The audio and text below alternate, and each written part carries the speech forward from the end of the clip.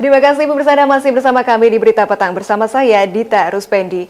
Pemerintah telah menetapkan 2 November 2022 sebagai batas akhir televisi analog beralih ke TV digital.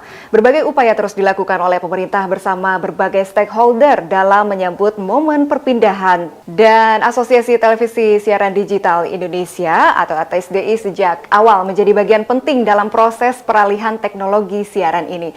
Lantas, apa saja yang sudah dan akan dilakukan oleh ATSDI menuju ASO ini?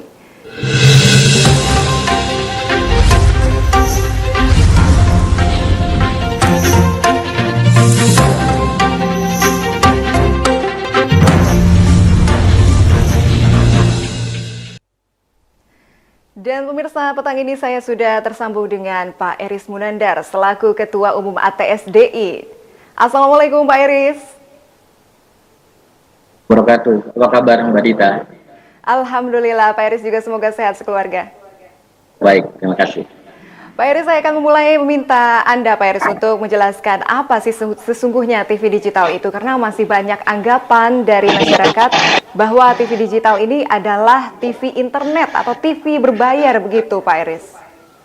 Ya, memang hari ini dan juga ini permasalahan kita semua untuk bagaimana caranya agar bisa lebih mensosialisasikan televisi digital ini ke tengah masyarakat.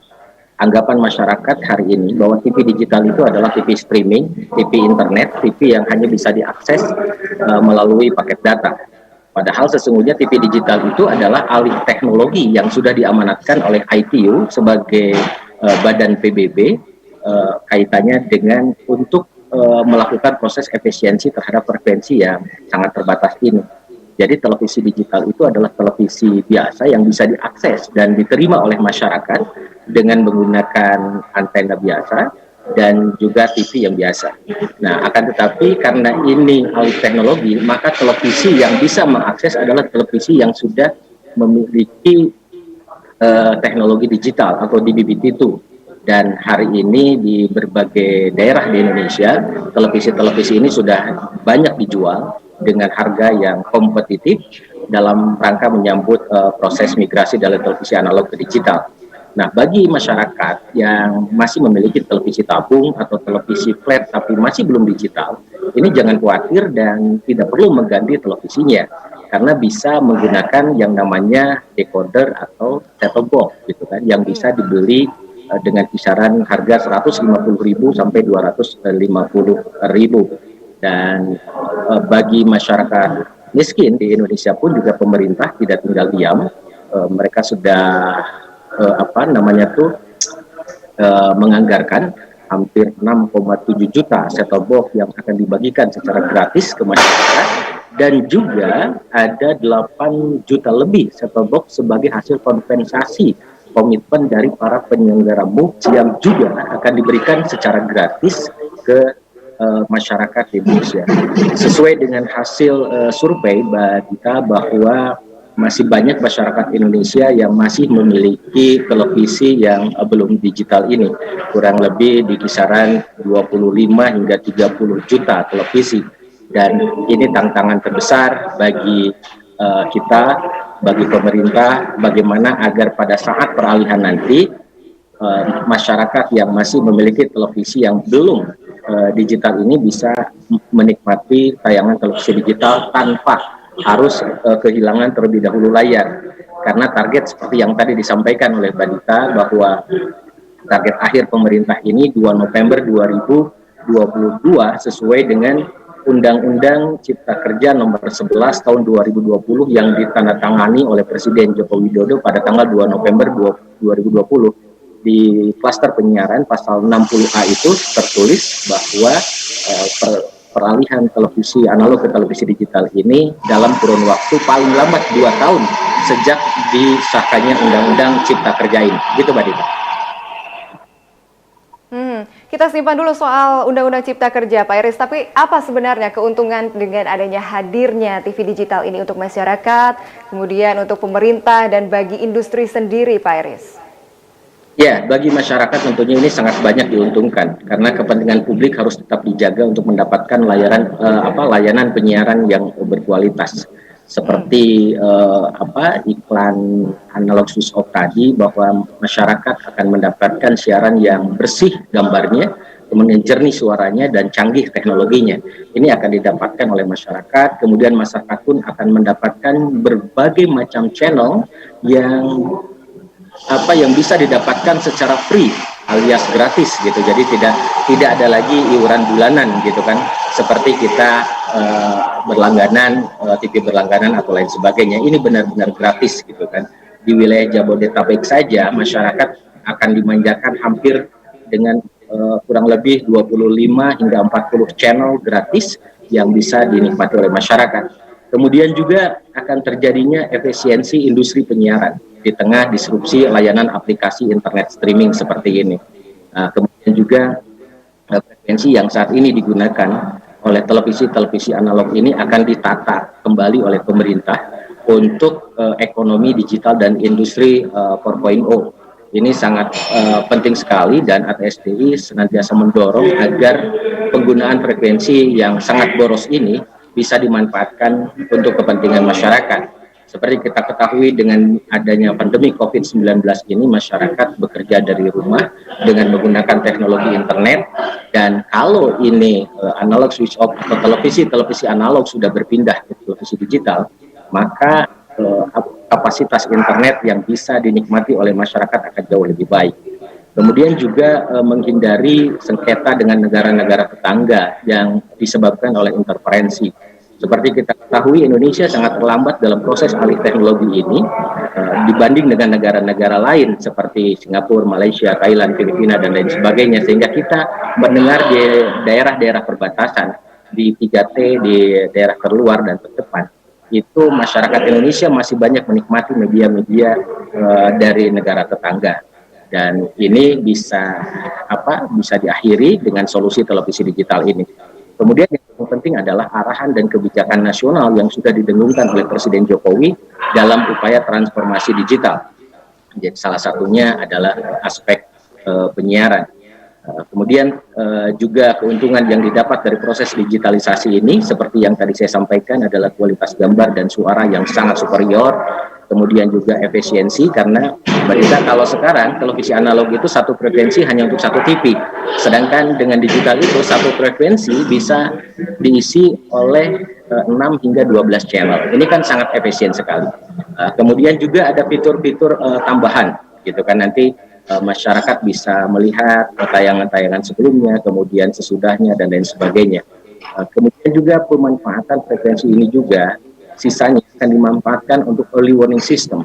Seperti sekarang kita ketahui, negara Indonesia adalah negara rawan bencana, sehingga dengan menggunakan frekuensi untuk menjadi semacam warning kepada masyarakat, akan lebih efektif lagi untuk menginformasikan lebih dini lagi jika terjadi kebencanaan di Indonesia. Dan alhamdulillah hari-hari ini saya mendengar kabar bahwa produsen-produsen televisi sudah tidak lagi mengeluarkan televisi analog, tapi juga televisi digital. Dan yang paling penting adalah dari proses digitalisasi ini bukan soal alih teknologi saja, bukan soal pindahnya televisi analog ke televisi digital, tapi banyak sekali multiplier effect yang bisa dirasakan oleh masyarakat Indonesia. Saya mengutip kajian dari Boston Consulting Group yang di-hire oleh pemerintah, dalam hal ini Kementerian Komunikasi, untuk menghitung digital dividennya. Ini sangat luar biasa, angkanya sangat fantastis. Seperti dengan era televisi digital ini akan hadir 181.000 penambahan kegiatan usaha baru, akan muncul konten-konten kreator di daerah, akan muncul production house di daerah yang akan bekerja sama dengan televisi digital yang ada di daerah tersebut. Kemudian juga akan muncul 232.000 penambahan lapangan pekerjaan baru. Nah, kemudian bagi negara, ini negara pun juga akan diuntungkan. Misalkan dengan 77 triliun akan terjadi peningkatan pendapatan negara dalam bentuk pajak dan PNBP. Dan angka yang sangat fantastis adalah 443,8 triliun ini akan terjadi peningkatan kontribusi pada PDB nasional. Jadi memang urusan analog switch off ini, peralihan televisi analog ke televisi digital, bukan soal TV analog pindah menjadi TV digital. Tapi ada dampak-dampak yang sangat signifikan yang bisa dirasakan baik oleh masyarakat, oleh pemerintah, dan oleh industri. Industri salah satunya apa? Industri bisa melakukan proses efisiensi dengan teknologi digital ini. Segala sesuatu bisa lebih efisien karena memang digitalisasi ini menghadirkan aplikasi, menghadirkan teknologi-teknologi yang sangat murah dan juga sangat kompetitif gitu kan. Begitu Mbak Dita. Tadi Pak Iris juga menyebutkan pemerintah melalui Undang-Undang Cipta Kerja nomor 11 tahun 2020 itu telah menetapkan waktu analog switch off itu adalah tanggal 2 November 2022. Sebentar lagi Pak Iris, langkah-langkah strategis apa yang sudah dilakukan oleh asosiasi dan pemerintah sendiri agar proses ini bisa berjalan dengan lancar? Asosiasi menjadi bagian penting dari ekosistem kesuksesan dari proses analog switch off ini. Jadi yang pertama yang kita lakukan adalah bagaimana agar masyarakat pada saatnya nanti tidak merasa kehilangan, tiba-tiba layarnya tidak ada, gitu kan? Karena kita pun juga menjamin hak masyarakat untuk mendapatkan informasi. Oleh karena itu, dasar dari itu maka asosiasi bersama pemerintah saat ini terus melakukan proses sosialisasi secara masif melalui berbagai media agar masyarakat merasa lebih siap untuk melakukan proses alih teknologi ini. Tapi bagi kita, Mbak Dita, masyarakat Indonesia itu adaptasi terhadap teknologi baru itu sangat luar biasa cepat.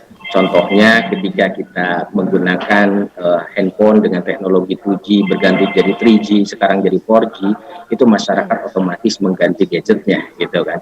Nah, bagi televisi peralihan televisi analog ke televisi digital ini lebih simpel dibandingkan dengan kita mengganti gadget itu, gitu kan. Seperti yang tadi saya sampaikan, masyarakat yang masih memiliki televisi analog hanya bisa menggunakan decoder saja, tidak perlu harus mengganti televisinya menjadi televisi digital. Kemudian juga kita sedang mengusulkan kepada pemerintah untuk melakukan proses pemetaan agar proses peralihan televisi analog ke televisi digital ini dilakukan secara bertahap di seluruh Indonesia hingga akhirnya seluruh Indonesia bisa menikmati televisi digital pada 2 November 2022. Misalkan Jabodetabek, kemudian kota-kota besar, kita menginginkan dan mendorong pemerintah untuk segera menutup televisi analog dan berubah menjadi televisi digital.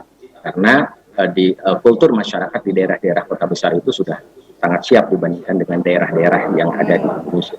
Nah, kemudian juga akan ada kampanye besar-besaran. Presiden Jokowi pun juga akan meresmikan hitungan mundur pelaksanaan ASO ini pada bulan April 2022 ini. Ya, kita berharap agar proses ini bisa berjalan dengan baik.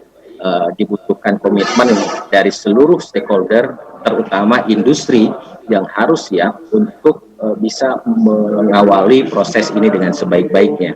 Kita melihat bahwa teman-teman televisi yang sekarang bersiaran analog juga sudah melakukan siaran secara simultas. Siaran secara simultas ini adalah mereka bersiaran di analog dan bersiaran di digital. Ini dalam upaya agar masyarakat tidak merasa kehilangan televisi tersebut. Jadi pelan-pelan mematikan televisi analognya. Dan sudah ada di 12 kota di Indonesia yang sudah melakukan proses simultas. Kemudian di luar 12 kota di seluruh Indonesia ini, pemerintah akan segera melakukan proses lelang untuk penyelenggara MUK sehingga masyarakat di wilayah timur Indonesia, kemudian di beberapa kota di wilayah barat ini juga bisa segera menikmati televisi digital ini. Meskipun di luar 12 kota yang sudah ada, juga sudah ada siaran-siaran digital dengan menggunakan MUK TVRI, karena TVRI sebagai lembaga penyiaran publik ini sudah diamanahkan oleh undang-undang untuk bisa membangun infrastruktur di hampir seluruh wilayah Indonesia. Jadi ya harapan kita agar proses ini bisa berjalan dengan baik, kemudian juga masyarakat bergembira menikmati tayangan yang jauh lebih bersih, jernih, dan canggih ini. Begitu Mbak Dita. Baik, terima kasih Pak Iris Munandar. Semoga semua harapan terkait analog switch off ini dapat berjalan dengan lancar. Terima kasih Pak Iris, sehat-sehat. Terima kasih Mbak Dita. Assalamualaikum warahmatullahi wabarakatuh.